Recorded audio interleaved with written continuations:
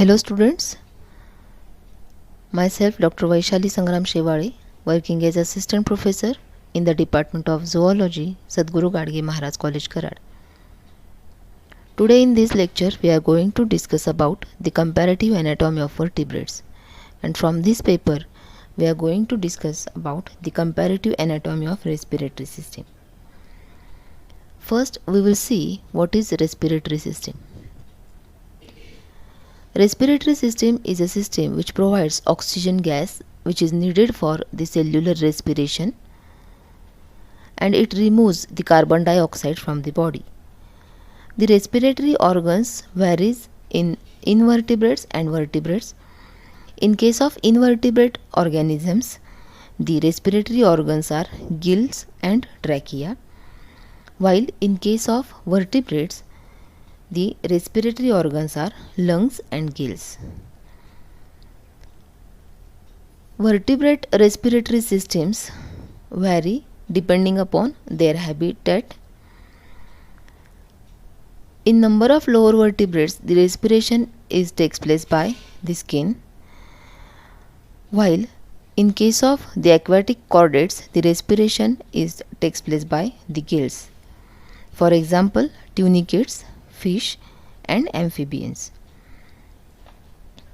In terrestrial chordates, the respiration takes place by lungs. For example, adult amphibians, reptiles, birds and mammals. First, we will learn about the respiration by the skin. In number of lower vertebrates, the skin is most important protective covering of body. It is continuous with thin mucous membrane in the region of mouth, rectum, nostrils, eyelids and openings of urinogenital ducts. In these regions, the skin becomes highly vascular, supplied with rich blood capillaries. When it comes in contact with environment, it easily receives environmental oxygen by simple diffusion. This diffused oxygen directly enters into the blood circulation. In blood, this surrounding oxygen combines with hemoglobin and forms a compound called as oxyhemoglobin. This oxyhemoglobin transports the oxygen and supplied to each and every cell, where it is utilized for energy production and generation of toxic carbon dioxide. This carbon dioxide, due to its toxicity, it is essential to eliminate out of the body, and for this carbon dioxide enters into the blood, where it combines with the hemoglobin and form a compound called as carboxyhemoglobin. This hemoglobin carries carbon dioxide and gives out through the skin by the process of expiration. The skin in some lower vertebrates acts as a respiratory organ, and the respiration is known as skin respiration or cutaneous respiration. In branchiostomata, for example, in Amphioxus, the skin is thin, moist and wet, supplied with rich blood circulation, that is vascular. However, exchange of gases takes place through the skin. Other respiratory organs are lacking, but its pharyngeal wall is lined by mucous membrane, which is highly vascular and always kept in contact with water current. Through this mucous membrane, easy exchange of gases takes place. In case of cyclostomata, for example, myxin and petromyzon, the exchange of gases takes place through their vascular skin, confined only in the larval stages. In elasmobranch, for example, in Scoliodon, the skin is rough, thick, not helps in skin respiration, but skin mucous membrane of gills are well developed and helps in respiration. Now, Cutaneous respiration in amphibia. In case of amphibia like frog, the skin is much more thin and moist, slippery and loosely attached to the body. It is highly vascular and it acts as a most important respiratory organ in water, air and even in diapause state, means in summer sleep and winter sleep, or it is also called as estivation. The lining of bucopharynx, known as mucous membrane, it secretes slimy mucus in mouth, is well developed for exchange of gases in mouth region. The skin of frog consists of both epidermis and dermis. The epidermis is thin, multi-layered, consisting basal stratum malpighi and outer stratum corneum layers. These corneum layers may be worn out periodically to maintain thin epidermis, easy for skin or cutaneous respiration, while dermis is innermost layer, comprises outer stratum spongiosum and inner stratum compactum layer. This dermis also contain numerous mucous glands. From slippery skin contributes in gaseous exchange and brings about cutaneous respiration. But in case of higher vertebrates like reptiles, birds and mammals, the skin is not moist, wet and slippery like lower vertebrates. Therefore, there is no skin respiration. They develop more advanced respiratory organs like gills and lungs. Now, we will see the gills and the structure of gills.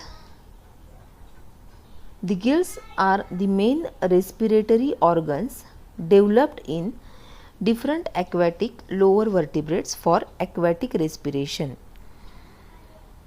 These are more than one in number of filaments and highly vascular, which helps in exchange of gases between blood and surrounding water medium and brings about exchange of gases.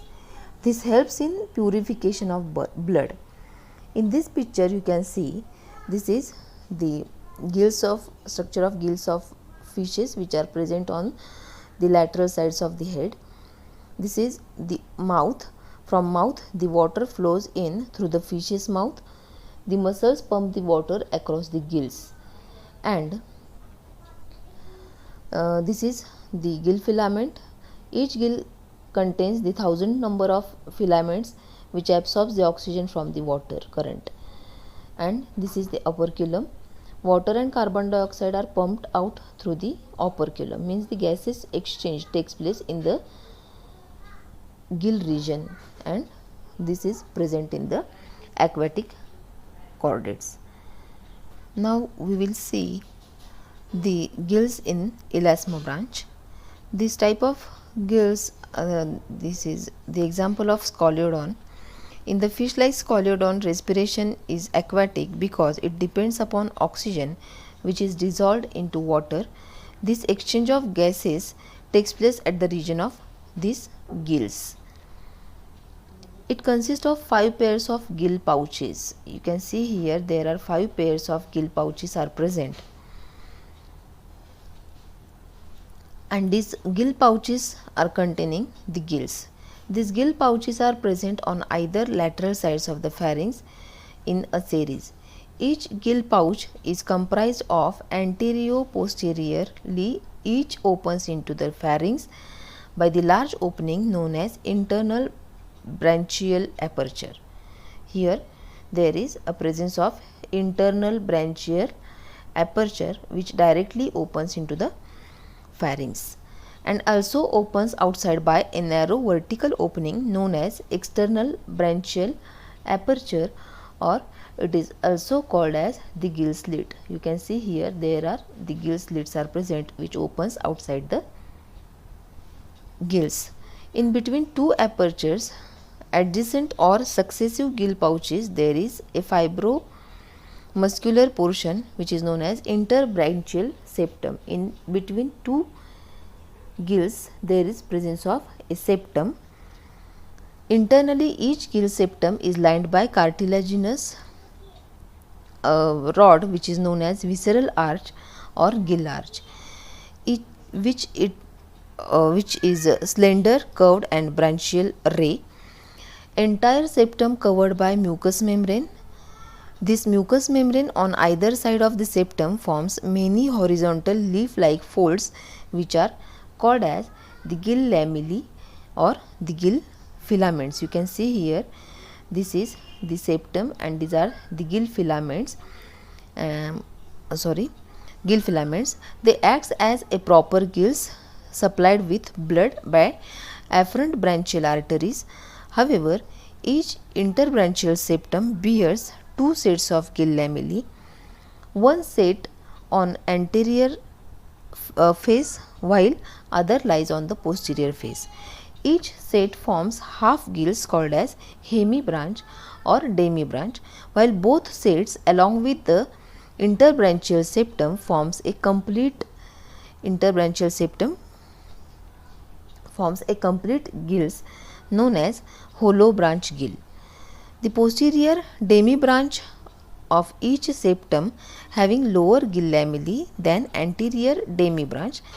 Thus, each gill pouch having two demibranch of two gills, that is posterior demibranch of the anterior gill present at anterior side of the pouch, while anterior demibranch of the posterior gill lies on posterior face of the pouch. This is in case of Scoliodon. There are total 4 pairs of hollow branch and 1 pair of demibranch gills. In front of first internal gill aperture on either side of pharynx there is oval pit or spiracle. It does not bear gill lamellae, having no external gill slits. It regraded as vestigial gill pouch. Now we will see the mechanism of the respiration. Each gill lamellae has extensive blood capillaries which receives venous blood via afferent branchial arteries, and after purification this blood pass out through the efferent branchial arteries or epibranchial arteries.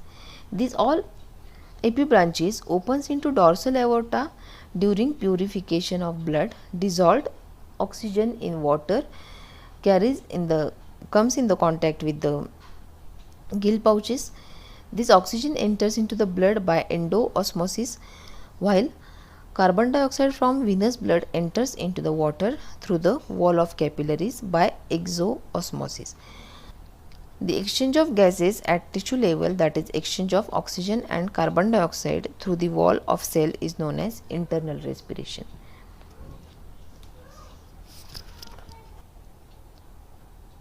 In case of cyclostomata, for example in myxine and petromyzon, several pairs of gills are present. These are much lies on each lateral side of the pharynx. They opens exterior by a single common external branchial aperture, while opens outside separately. Each gill bears a central interbranchial septum covered by mucous membrane which forms many gill lamellae. Now we will see the gills in the bony fishes. For example, in labio, total 4 pairs of gills, each opens into pharynx by interbranchial aperture but not opens outside separately. Since all gills open outside by common opening called as external branchial aperture, all the gills opens outside by a common aperture which is called as the external branchial aperture. All gills on each side externally covered by a fold of skin supported by bony semicircular plate known as operculum. This forms a common gill with highly reduced interbranchial septum. Therefore, both gills filaments freely suspended or hanging in the pharynx. Such type of gill is known as filiform type of gill. Thus, in labio, total 8 such demibranches of 4 hollow branches are present. Inner pharyngeal border or the basal visceral arch forms a comb-like hooked process which is known as gill racker. Here on the inner surface you can see there are the gill rackers present. This is the rachis present on the upper limb, and these are the rachis which are present on the lower limb. This is a single structure of the racher. Here you can see this is anterior racher and this is the posterior racher. These rachers helps to prevent the entry of food particles into gill chamber, which interferes the gill respiration.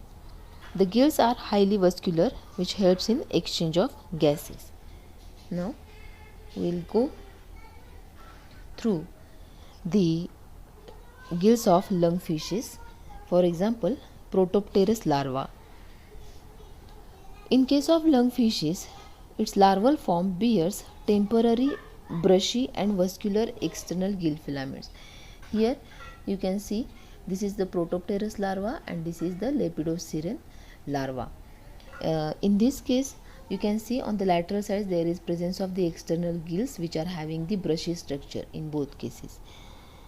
They developed from outer epithelium over gill arch, while in Lepidosiren larva or fish having many combed elongated external gills lies on either side of pharynx for aquatic respiration. Now the gills of amphibia. The adult frog shows lung respiration, but in larval stage, that is tadpole larva, bears gill for respiration. These gills develop in different developmental stages to tadpole during metamorphosis. These tadpole forms or larvae we will see one by one. First one is sucker stage tadpole larva. It is newly hatched larva emerged into water, bears adhesive structure on a ventral side for attachment to the aquatic weeds, along with two pairs of external gills without gill filaments. These gills develop near the head. These are highly vascular and helps in respiration. These are the two pairs of external gills which are present on the lateral sides of the head region. This is about the sucker stage tadpole larva. Second stage is external gill stage larva. This larval stage bears three pairs of gills. You can see here on the lateral sides of head there is presence of three pairs of gills with external filaments, but it develops five pairs of gill pouches and four pairs of gill clefts. This becomes internal in next stage, and the next stage of tadpole larva is tadpole with internal gills. It shows disappearance of the external gills. In this picture you can see there is no presence of the external gills on the lateral sides of the head, and the development of three pairs of internal gills for aquatic respiration takes place in the tadpole with internal gills. In ichthyophis, that is blind worm, during its embryogenesis, its larva bears three pairs of external gills with which are disappearance when it hatches. In axolotl larva of salamander, it has three pairs of external gills. During adult formation, they undergo disappearance. Means these gills disappear in the adult stage. Gills in reptiles. In adult reptiles, there are no gills for the respiration, but during embryogenesis, the embryo bears pharyngeal gill pouches with gill slits, develops. These further disappears in the adult formation. Means in some the embryogenesis stages only the gill pouches are present, which disappears later on in the adult formation. In case of the birds, in embryo development, temporary four pairs of gill pouches are present with three pairs of gill slits. They appear during its adult stages. And in case of the mammals, only four pairs of gill pouches in their embryo is present, and these gill pouches are without gill slits in the embryonic stages only, and it disappears in the adult stages. This is all about the respiration by skin and the gills and the comparative account of the skin and gills. Thank you for careful listening.